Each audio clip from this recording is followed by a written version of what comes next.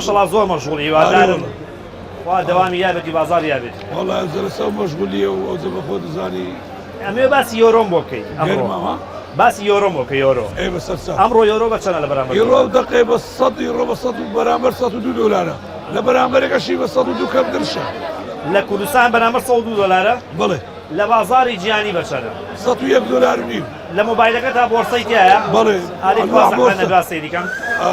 ئەوە بۆرسەی تقریبا دوچیا و دقی ئیڕۆ بە 130 سنتە باشە ئەو بۆ 32 سنت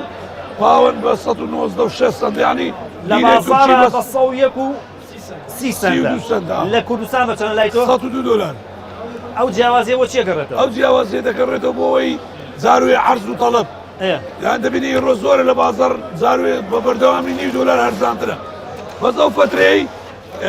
ڕێژەشی زۆر دابەزیە کە لەبەر دابەزیشە ئیڕۆ کەمە لە بازار تەڵەبی زۆر بوو ئەم یۆرۆی کە ئێستا لە بازارەکان توانە دەفتەری تری یۆرۆم پیشان بەر دابینەوە 200 دەکان لە خوارێ دەربین ئەم یۆرۆ کە هەیە هیچ کوێ ئەو ئیڕۆیە هەندێک بە ڕێگای تورکیا بۆماندی هەندێک بە ڕێگای ئەو کابرا ئەو وڵاتیانی لە دێنەوە لە دەرەوەی وڵات باشە لەگە خۆیان دێنەوە لە بازار دەیگۆڕن بەعزێکی لە بەغدای دێ خەڵکی شەیەکەوانی کە سوکانە لە ئەوروپایی شەکەن و ئینێرنەوە بەڵێ ئێوانش دارم کابرا دێت درازای ڕۆی نایتەوە ئەوە بەدەستی هێنێتەوە هەموو دێ ڕۆژانە لێرە خڕەبێتەوە ئەو دەبێتە 200-300 دەبێتە جوون ئەوە بۆچی بەدەستی هێنەوە بۆ بە حواڵە ناینێردەوە تێ پارێ تێ لێوێ بە فەرقی زۆر لیان وەرەگرن چۆن یانی ئێستا تو دەفتەرێک لە ئەڵمانیا وەگری ئیڕۆ لێرە بە 5 وەرەقەش دەدەنەوە ئیڕۆ بە ئیڕۆ چۆن یانیەوە ڕوونکەرەوە مەسە چییە؟ من ئەڵمانیا ئیشەکەم ئەوە دەفتەری ئەوروپا من لە ئەڵمانیا ئەمە لێرە بدەمێ دەفتەرێکی ئیڕۆەکە 5 وەرەقەش دەدەم 105 وەرەقەی ئیتەوە بە یۆرۆ؟ بەڵێ ئەوە لەبەرەوەی لە ئەڵمانیا و لە ئەوروپا ئیشی ڕەشەیە ئیڕۆ هەرزانترە ستا لە بازار بێن بە 100 دلار لێ بنەوە 5 دلار هەیە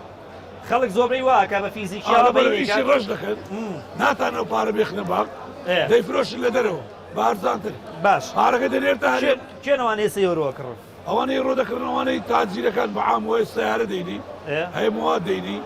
هەیە خەڵکی یاسایی هەیە یۆرۆ کڕێ ئەدیکو هەیە دەکرێت دەرێ بەرز بێتەوە ئەوستاوە شەش ڕۆژە تەڵەبەشی ینی خەرکەشی زۆر دێ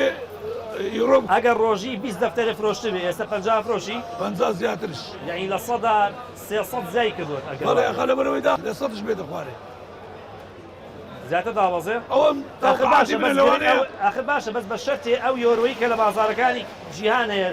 باکی عینی ئەو یۆرۆی بە لە بازاری کوردستانە نەک لێرە زۆر گرانتر بێت نەگرانتر نێنە 9 دلار ناگە گرانتر ئێستا تو بیفرۆشی ئەمە بە 1.5 دلار ڕەحمەت لێ بە 9 دلار بۆ دەفتەرێک چەندەکە 50 دلار ئێستا لە باخەکانی ئەوروپا دوسێ وەرەقە وەرەگرن